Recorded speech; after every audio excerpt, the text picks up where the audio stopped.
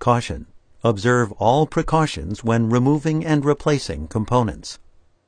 Remove the base enclosure and disconnect the battery. Disconnect the subwoofer cable from the system board. Remove the two thin 2 mm broadhead P1 Phillips head screws that secure the subwoofer to the top cover. Lift the subwoofer up and remove it.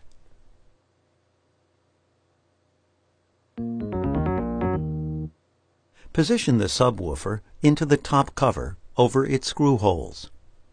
Replace the two thin 2 mm broadhead P1 Phillips head screws to secure the subwoofer to the top cover.